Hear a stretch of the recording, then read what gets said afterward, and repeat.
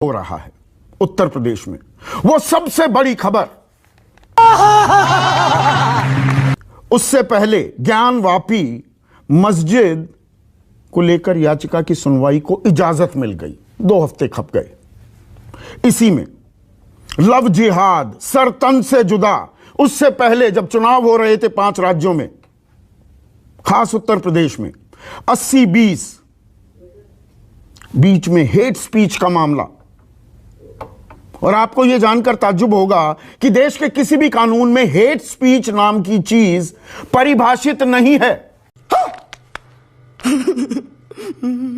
और यह कई महीनों कई सालों से सिलसिला चला आ रहा है, तब जबकि मुद्दों की भरमार है देश में। महंगाई पर, बेरोजगारी पर सर्वे नहीं कराएंगे न्यूज चैनल वाले, ना बहस होगी ना चर्चा होगी। युवाओं की जो परेशानियां हैं, अर्थव्यवस्था की जो मौजूदा हालत है, दिहाड़ी मजदूरों की आत्महत्याएं, किसानों की परेशानियां, इनकी सुगबुगाहट मात्र भी नहीं सुनाई देती है न्यूज चैनल्स पर। सही पकड़े हैं। और इसी को लेकर कल सुप्रीम कोर्ट ने 2 जजों की बेंच, जस्टिस के.एम. जोसेफ और जस्टिस ऋषिकेश रॉय ने कुछ तल्ख टिप्पणियां की हैं।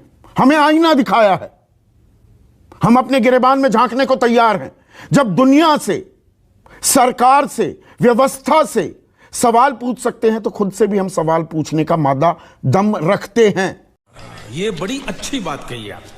Hate drives TRPs drives profit, कि ये टीआरपी जी, आज ही टीआरपी, हर बृहस्पतिवार को टीआरपी आती है, फिर चैनल बताने लगते हैं मैं नंबर 1, मैं नंबर 1, मैं नंबर 1। कि नफरत जो है ना, वो टीआरपी ला रही है, दिला रही है, और उसी से ही मुनाफा कमाया जा रहा है।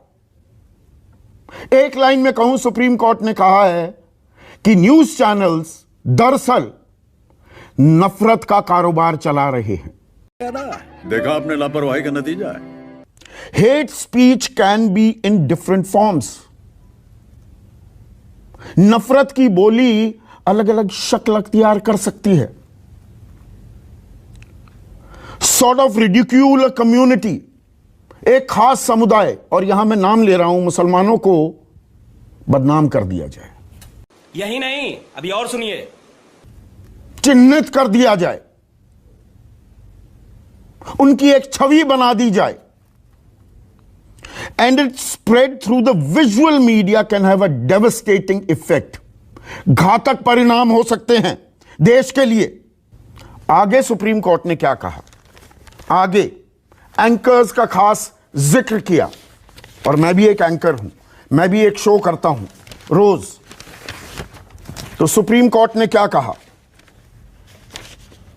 कि ये एंकर की जिम्मेदारी बनती है कि अगर नफरत फैलाई जा रही है, घृणा, किसी के बारे में अपमानजनक टिप्पणी की जा रही है, उत्तेजक बयान अगर किसी टीवी शो, डिबेट में दिए जा रहे हैं, तो पहली जिम्मेदारी एंकर की बन जाती है कि उसे बीच में ही रोका जाए। पर रोका नहीं जाता है। दरअसल जो ये मंच सजाया जाता है, मैं सब चैनलों की बात कर रहा हूं जिसमें न्यूज 24 को भी शामिल कर रहा हूं, वहां पर वो लोग जो बुलाए जाते हैं, अच्छी चर्चा या अच्छी बहस, चर्चा तो खैर होती नहीं है, अच्छी बहस उसे माना जाता है, अच्छा शो उसे माना जाता है जिसमें जबरदस्त टकराव हुआ हो, जूतम पैजार की नौबत आ गई हो। और हुआ है टॉक शोज में, किसी ने किसी को थप्पड़ मार दिया खड़े होके। मेरे ही शो में एक राष्ट्रीय प्रवक्ता ने दूसरे राष्ट्रीय प्रवक्ता पर पानी का गिलास फेंक दिया, तो तालियां बजती हैं न्यूज रूम में। आज का शो बड़ा अच्छा गया, जबरदस्त था। आग के गोले, आग की लपटें लगा दी जाती हैं वर्सेस करके, 2 आदमी दे दनादन लगातार। तू समझा? हाँ। नहीं, तू समझा नहीं। मिनटों बोलते रहते हैं। या इसका एक दूसरा पक्ष भी है जिसकी ओर इशारा किया सुप्रीम कोर्ट ने कि दर्जन भर लोग बिठा दिए जाते हैं स्क्रीन पर, छोटे छोटे दिखते हैं, पोस्टेज स्टैंप की तरह। एंकर बोलता रहता है और फिर उनको डांटता दपटता रहता है। जो लोग वहां बिठाए जाते हैं,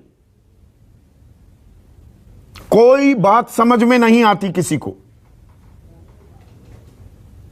लेकिन टीआरपी छप्पर फाड़ मिलती है और चैनल बड़ी कन्वीनियंटली आप पर, जनता जनार्दन पर, दर्शक पर यह जिम्मेदारी भी डाल देते हैं। हम क्या करें?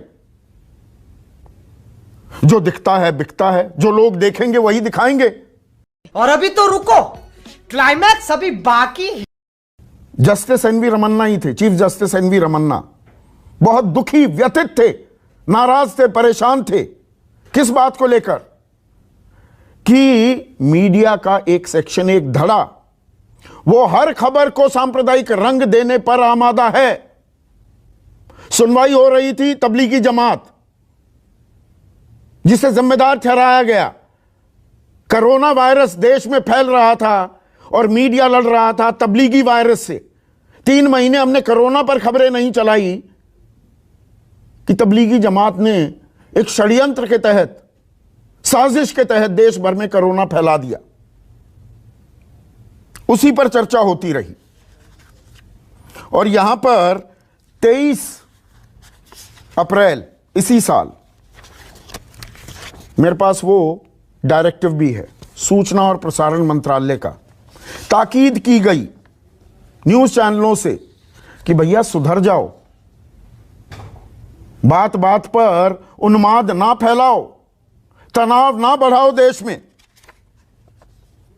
और उन्होंने कुछ उदाहरण दिए। आपको ध्यान होगा जहांगीरपुरी में दंगे भड़के थे, उसके बाद कई जगह दंगे भड़के, वो बुलडोजर को लेकर भी बड़ी कवरेज हुई। दिल्ली में अमन का दुश्मन कौन?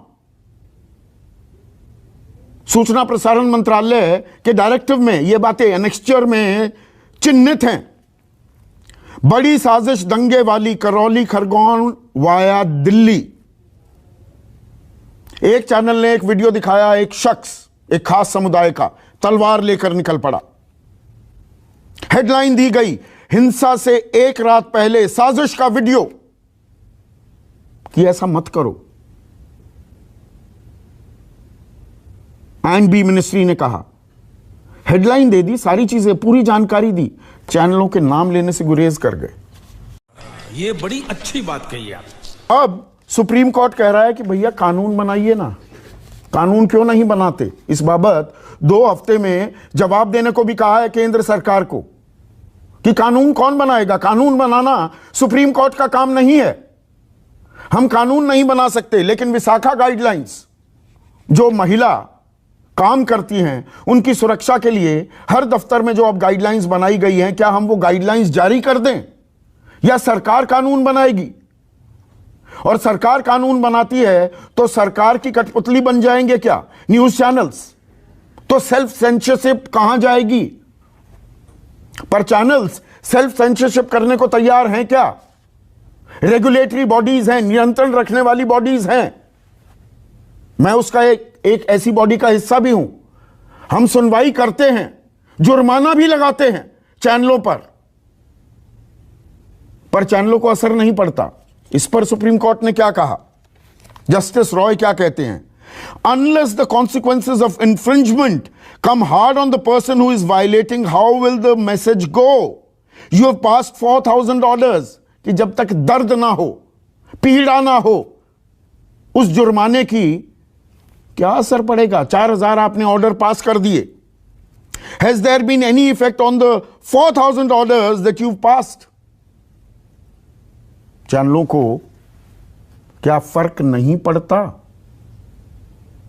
या ये लक्ष्मण रेखा जो हमने अपने लिए तय की है उसे हम लांघते रहें और कोई नियंत्रण नहीं किया जाएगा? खत्म। Bye bye, tata, goodbye, गया।